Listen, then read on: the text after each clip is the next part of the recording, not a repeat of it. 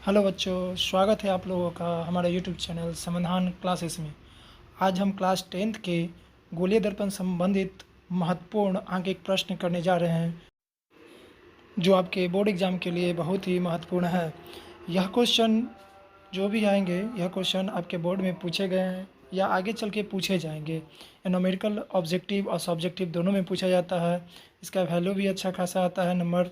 इसे ऑब्जेक्टिव में कुछ क्वेश्चन होते हैं जो लड़के छोड़ देते हैं, इसलिए यह क्वेश्चन को समझना और बनाना बहुत ही ज़रूरी है।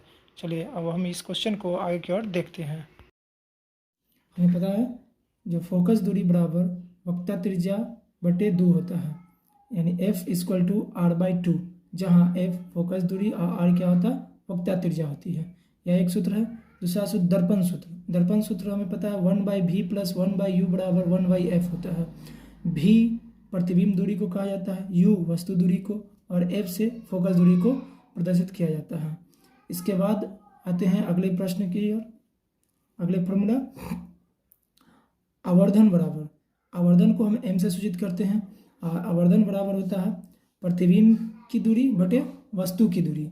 यहाँ v बटे u का मतलब होता है प्रतिबिंब की दूरी बटे वस्तु की दूरी, और इसके बराबर में होता है प्रतिबिंब की ऊंचाई बटे में वस्तु की ऊंचाई। प्रतिबिंब की ऊंचाई को हम hv से डिनोट करते हैं और वस्तु की ऊंचाई को hu से डिनोट करते हैं। या फिर एक और आवर्धन का फॉर्मूला होता है जब हमें वस्तु की दूरी न पता हो, प्रतिबिंब की दूरी पता हो और फोकस दूरी पता हो, और हमें डायरेक्ट आवर्धन निकालने के लिए कहा जाए, तो हम एक डायरेक्ट फार्मूला उसका होता है आवर्धन बराबर 1 - v/f, यानी 1 - प्रतिबिंब दूरी बटे वस्तु की दूरी। इससे भी हम आवर्धन ज्ञात कर सकते हैं। यह तब होता है जब हमें वस्तु दूरी पता ना हो। इसके बाद आगे, अब यह जब हमको पता हो गया, तो इसके बाद हम न्यूमेरिकल बनाने से पहले हम कुछ चिन्ह प्रॉपर्टी को समझ लेते हैं। जो वस्तु की चिन्ह प्रॉपर्टी होती है उसके बारे में हम कुछ समझ लेते हैं। चलिए देखते हैं। ये एक दर्पण है, इसे mn से सूचित किया गया है। x अक्ष होता है, यह x अक्ष है। इस x अक्ष को प्रधान अक्ष या मुख्य अक्ष भी कहा जाता है।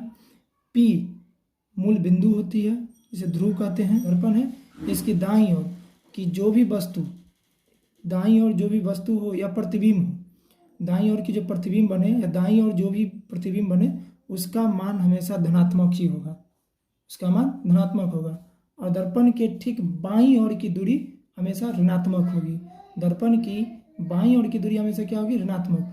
या तो वो फोकस दूरी हो, वस्तु दूरी हो, या प्रतिबिंब दूरी हो, कुछ भी हो। अगर बाईं ओर बन रही है तो इसका मतलब वो हम ऋणात्मक लेंगे, अगर दाईं ओर बन रही है तो हम उसे धनात्मक लेंगे। वस्तु दूरी ऋणात्मक, वस्तु दूरी, प्रतिबिंब दूरी या फिर फोकस दूरी, अगर दाईं ओर बने तो हम धनात्मक लेंगे, बाईं ओर बने तो हम ऋणात्मक लेंगे। आगे देखते हैं। प्रतिबिंब यदि ऊपर की ओर, यानी ऊंचाई के ऊपर की ओर क्या होता है, धनात्मक। ऊपर की ओर अगर प्रतिबिंब बने या वस्तु को रखा जाए तो उसे हम धनात्मक लेते हैं। अगर नीचे की ओर वस्तु बने या प्रतिबिंब बने तो उसे हम ऋणात्मक से नोट करते हैं, यानी माइनस से नोट करते हैं। यह एक चिन्ह प्रॉपर्टी था नॉर्मली, जिसे आपने समझ चुके होंगे। इसके बाद हम दर्पण से संबंधित अवतल दर्पण और उत्तल दर्पण के चिन्ह प्रॉपर्टी को समझते हैं। अब अवतल दर्पण के चिन्ह प्रॉपर्टी, ये अवतल दर्पण का फिगर है, इसकी बाहरी ओर रचित किया जाता है। ये अवतल दर्पण का मुख्य ध्रुव, और ये फोकस, और इसे वक्रता केंद्र कहते हैं। अवतल दर्पण का जो चिन्ह प्रॉपर्टी होता है उसमें फोकस दूरी जो होता है हमेशा ऋणात्मक होता है, वस्तु दूरी भी ऋणात्मक होता है, लेकिन प्रतिबिंब दूरी ऋणात्मक और धनात्मक दोनों होता है। प्रतिबिंब दूरी ऋणात्मक और धनात्मक दोनों होता है। धनात्मक किस कंडीशन में होता है, जब वस्तु को हम ध्रुव और फोकस के बीच में रखेंगे। जब हम वस्तु को ध्रुव और फोकस के बीच में रखते हैं तो प्रतिबिंब हमारा काल्पनिक, बड़ा और दर्पण के पीछे बनता है, दर्पण के पीछे यहाँ पे बनेगा। ठीक है, जब वस्तु को हम यहाँ रखते हैं तो प्रतिबिंब हमारा काल्पनिक, वस्तु से बड़ा, सीधा और काल्पनिक बनता है।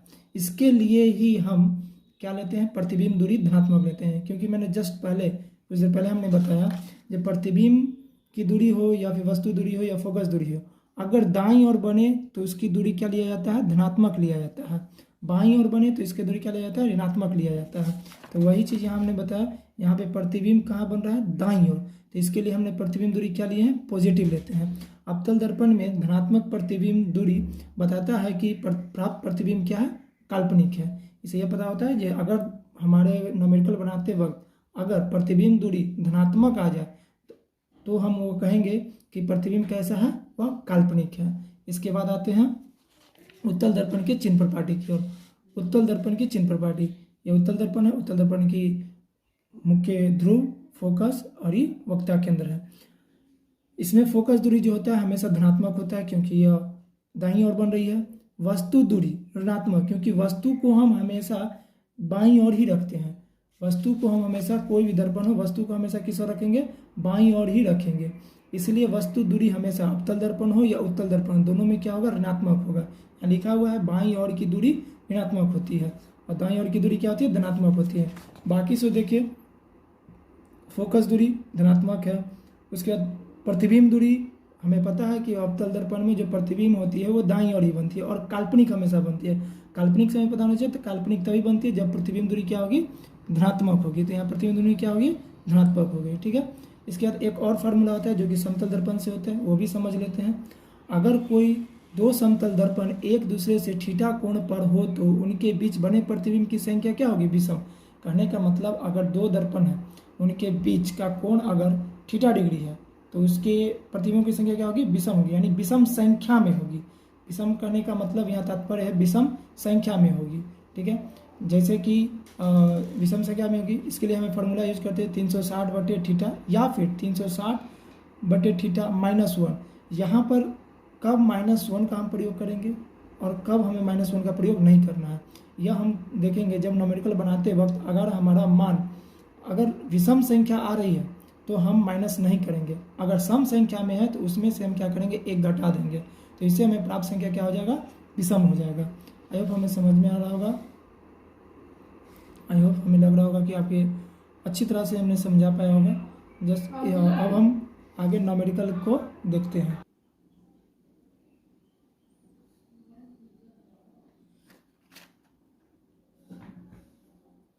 चलिए हम इसे समझने की कोशिश करते हैं, जिसे हम किस तरह से समझ सकते हैं। जैसे कि हम मान लेते हैं ये एक दर्पण है और ये एक दर्पण है, दो दर्पण है।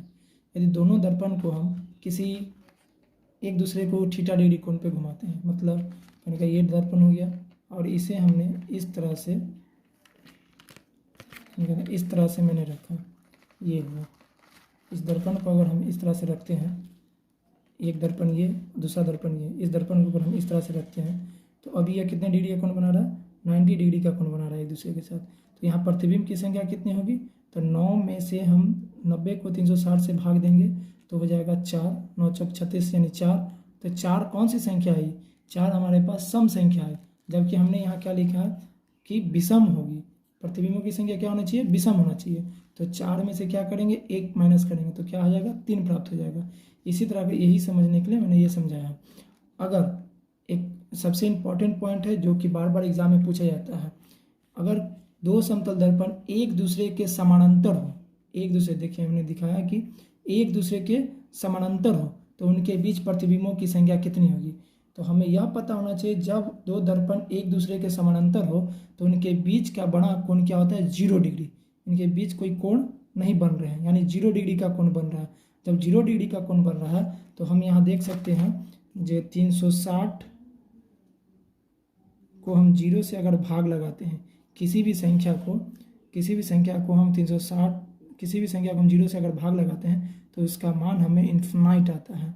देख लीजिए 0 को अगर हम 360 से भाग लगाते हैं तो कितना बार में आप लगाइएगा, मान लीजिए आपने 3 बार में लगाया तो 3 में हम 0 से गुना करेंगे तो 0 ही आएगा। यानी किसी भी संख्या को 0 से गुना करने पर क्या आता है, 0 आता है, इसलिए इसका मान क्या आ गया, इन्फिनिट।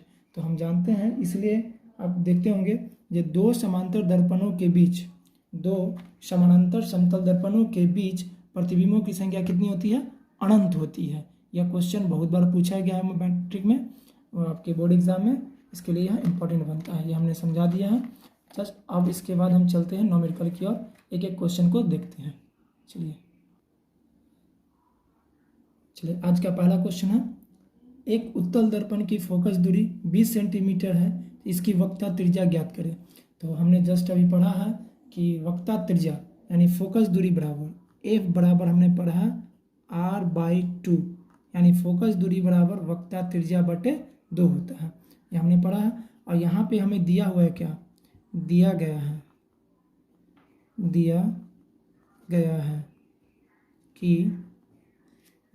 है कि फोकस दूरी को हम एफ से डिनोट करते हैं, फोकस दूरी बराबर 20 सेंटीमीटर। और हमसे क्या पूछा जा रहा है, आर पूछा जा रहा है। तो हम क्या करेंगे, यहाँ पर देखिए आर बराबर हम इसको लिख सकते हैं 2 × f, यानी वक्ता त्रिज्या जो होती है वह फोकस दूरी की दुगुनी होती है। यह भी क्वेश्चन पूछा गया है बोर्ड में बहुत बार आपको ऑब्जेक्टिव में, जो वक्ता त्रिज्या फोकस दूरी की क्या होती है, तो वक्ता त्रिज्या फोकस दूरी की क्या होती है, दोगुनी होती है। एक क्वेश्चन है। दूसरी क्वेश्चन का इसी को घुमा के जब पूछा जाए तो आपसे पूछा जाएगा फोकस दूरी वक्ता त्रिज्या की क्या होती है, तो फोकस दूरी वक्ता त्रिज्या की आधी होती है। ये बात या ध्यान रखिएगा, यहाँ से आधी और यहाँ दुगुनी, ये दोनों पर बहुत लड़के कंफ्यूज होते हैं और गलत मार के चल जाते हैं, इस पर ध्यान दीजिएगा। हमने क्या कहा, फोकस दूरी जो होती है वक्ता त्रिज्या की आधी होती है, लेकिन वक्ता त्रिज्या फोकस दूरी की दुगुनी होती है। यह चीज़ यहाँ हमने दिखा दिया। और हमसे वक्ता त्रिज्या पूछा जा रहा है, तो वक्ता त्रिज्या बराबर होता है 2 × f, यानी 2 × फोकस दूरी, तो 2 × फोकस दूरी कितना है, 20 सेंटीमीटर। तो 20 में 2 से गुना करेंगे तो 40 सेंटीमीटर। तो हमें क्या प्राप्त हुआ, अतः वक्रता त्रिज्या बराबर 40 सेंटीमीटर, ये आंसर हो गया। चलिए अगले क्वेश्चन की ओर देखते हैं। अगला क्वेश्चन है हमारा,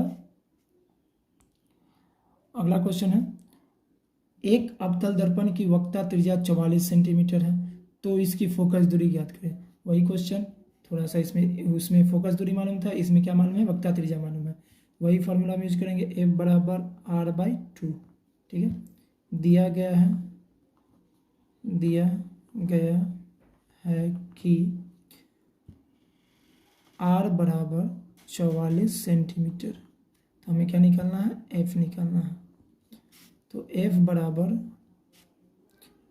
क्या है, r/2, तो F बराबर r की जगह 44/2, इसको काटते हैं तो कितना आ जाएगा, 22 सेंटीमीटर। हो गया समझ में, आगे आप लिख लीजिएगा, अतः फोकस दूरी बराबर 22 सेंटीमीटर।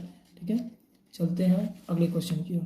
तीसरा क्वेश्चन, अब यही समतल दर्पण का क्वेश्चन है जो मैंने कुछ देर पहले बताया था। दो समतल दर्पण एक दूसरे से 90 डिग्री कोण पर झुका हो तो प्रतिबिंब की संख्या कितनी होगी। अभी हमने फॉर्मूला देखा था 360 डिग्री बटा थीटा, थीटा का मान कितना है 90, तो हम क्या करेंगे 360/90, इसको काटते हैं तो कितना आता है 4।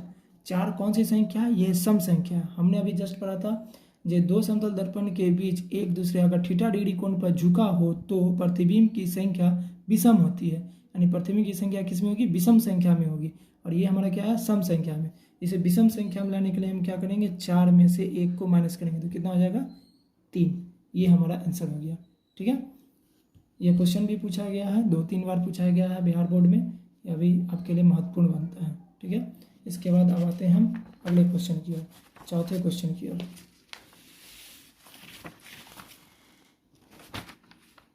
चौथा क्वेश्चन देखते हैं। चौथा क्वेश्चन, दो समतल दर्पण एक दूसरे से 120 डिग्री कोण पर झुका हो तो प्रतिबिंब की संख्या ज्ञात करें। वही फार्मूला हम फिर यूज करेंगे। फार्मूला हमने बताया 360/थीटा। पहले 360/थीटा पर ही हम देख लेंगे जो हमारा प्राप्त प्रतिबिंब की संख्या सम आ रहा है या विषम आ रहा है। अगर सम आ रहा है तो उसे हम विषम में बदल देंगे, अगर विषम में ही आंसर आ रहा है तो उसे हम छोड़ देंगे, उसमें हम माइनस नहीं करेंगे। जैसे ये क्वेश्चन है, इसमें हम 360 और माइनस में 120 करते हैं, इसको काटेंगे तो 3 आया, तो इसमें प्रतिबिंब की संख्या कितना हो गई 3, क्योंकि यह 3 कौन सा संख्या, विषम संख्या। समझ में आ गया। तो अब हम आगे चलते हैं अगले क्वेश्चन की ओर। कुछ हम जल्दी जल्दी बोल रहे हैं क्योंकि बहुत सारे क्वेश्चन को करना है और कम समय में। ठीक है, अगले क्वेश्चन की ओर बढ़ते हैं। अगला क्वेश्चन है, 15 सेंटीमीटर फोकस दूरी वाले अवतल दर्पण से 10 सेंटीमीटर की दूरी पर वस्तु रखने पर प्रतिबिंब कहाँ बनेगा। ये क्वेश्चन लॉन्ग टाइप का क्वेश्चन हो जाता है, कभी कभी ऑब्जेक्टिव में पूछ दिया जाता है, लेकिन यह लॉन्ग टाइप का क्वेश्चन हो गया। यहाँ क्वेश्चन क्या, 15 सेंटीमीटर फोकस दूरी वाले अवतल दर्पण से 10 सेंटीमीटर की दूरी पर वस्तु रखने पर प्रतिबिंब कहाँ बनेगा। सबसे पहले हम देखते हैं इसमें दिया क्या क्या है। एक चीज़ और ध्यान दीजिए, यहाँ पे हमसे पूछा जा रहा है प्रतिबिंब कहाँ बनेगा। आप क्वेश्चन पढ़ते मात्र इसका आंसर दे सकते थे, क्वेश्चन पढ़ते मात्र इसका आंसर आप दे सकते थे ऑब्जेक्टिव के फॉर्म में, क्योंकि यह पूछा प्रतिबिंब कहाँ बनेगा। तो प्रतिबिंब दर्पण के आगे बनेगा या दर्पण के पीछे बनेगा, यह आप बता सकते हैं, क्योंकि हमने बताया है कि अवतल दर्पण में मात्र एक ऐसा कंडीशन है जहाँ प्रतिबिंब, या ये ध्रुव हो गया, ये फोकस और ये वक्ता केंद्र। अब हम बताइए फोकस दूरी कितना दिया हुआ है 15 सेंटीमीटर, यानी यहाँ से यहाँ तक कितना दिया हुआ है 15 सेंटीमीटर दिया हुआ है। अब वो देखिए यहाँ क्या दिया हुआ है 10 सेंटीमीटर की दूरी पर वस्तु को रखा गया। अब ध्रुव से 10 सेंटीमीटर की दूरी मतलब फोकस दूरी तो 15 है, यानी 10 सेंटीमीटर की दूरी, इसका मतलब फोकस और ध्रुव के बीच में कहीं रखा होगा। मान लिया जाए यहाँ अगर वस्तु को रखा गया होगा, तो आप जानते हैं हमने जस्ट बताया है जब अवतल दर्पण में मात्र एक ही कंडीशन होता है जब प्रतिबिंब काल्पनिक बनता है, वह कंडीशन है जब वस्तु को हम ध्रुव और फोकस के बीच में कहीं रखने पर प्रतिबिंब क्या बनता है, काल्पनिक बनता है और दर्पण के पीछे बनता है। तो हमारा ये प्रतिबिंब दूरी कितना दिया हुआ है 10 सेंटीमीटर।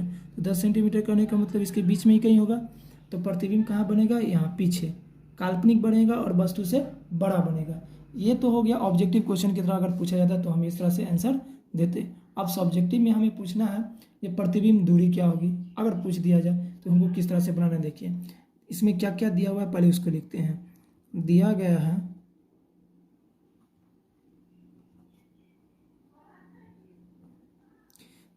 है कि फोकस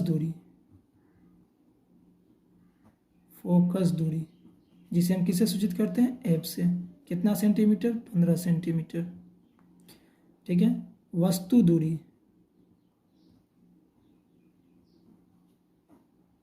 के यू से ये कितना दिया हुआ है 10 सेंटीमीटर, ठीक है। अब यहाँ ध्यान दीजिएगा, यहाँ पे कौन सा दर्पण है, अवतल दर्पण है। अवतल दर्पण की हमने बताया फोकस दूरी क्या होता है, ऋणात्मक होती है, वस्तु दूरी क्या होती है, ऋणात्मक होती है। नॉमेरिकल बनाने में चिन्ह को सबसे पहले प्राथमिकता दी जाती है। अगर चिन्ह में गलती कीजिएगा तो पूरा नॉमेरिकल ही गलती हो जाएगा। इस पर बहुत बारीकी से ध्यान दीजिएगा, इसलिए मैंने पहले चिन्ह प्रॉपर्टी को पढ़ाया है। अपने चिन्ह प्रॉपर्टी को अच्छी तरह से समझ लीजिए, उसके बाद ही नॉमेरिकल आपसे बनेगा। यहाँ पे यहाँ कौन सा दर्पण है, अवतल दर्पण है। अवतल दर्पण की फोकस दूरी क्या होती है, ऋणात्मक होती है, वस्तु दूरी ऋणात्मक होती है, लेकिन प्रतिबिंब दूरी ऋणात्मक और धनात्मक दोनों होती है, ठीक है। तो हमें यहाँ प्रतिबिंब दूरी पूछा गया है, ठीक है। अब हम बनाते हैं इसे दर्पण सूत्र से। दर्पण सूत्र हमें मालूम है 1/v प्लस 1/u बराबर 1/f होता है। ये होता है हमारा दर्पण सूत्र, ठीक है। दर्पण सूत्र होते हैं। अब इसे हम किस तरह से बना देते हैं, हमें क्या निकालना है, हमें निकालना है v। तो 1/v बराबर 1/v इक्वल टू हम लिख सकते हैं 1/f माइनस 1/u, ठीक है। अब 1/v इक्वल टू f के जगह कितना वैल्यू है, -15 सेंटीमीटर, v के जगह -10 सेंटीमीटर।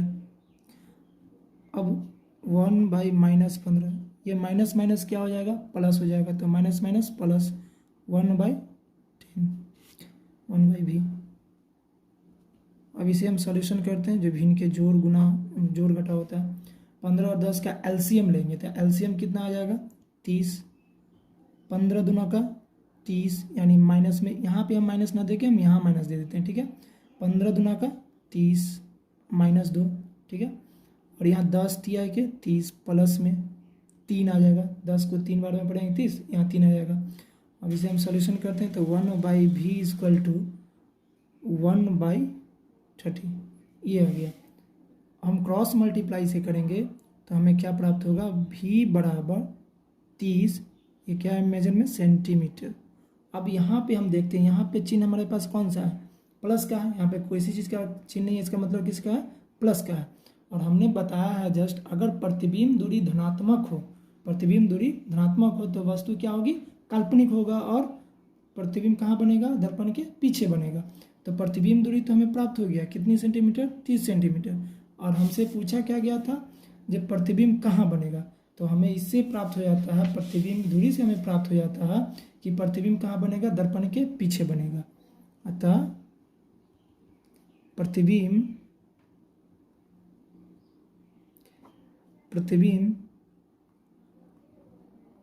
दर्पण के पीछे और काल्पनिक बनेगा।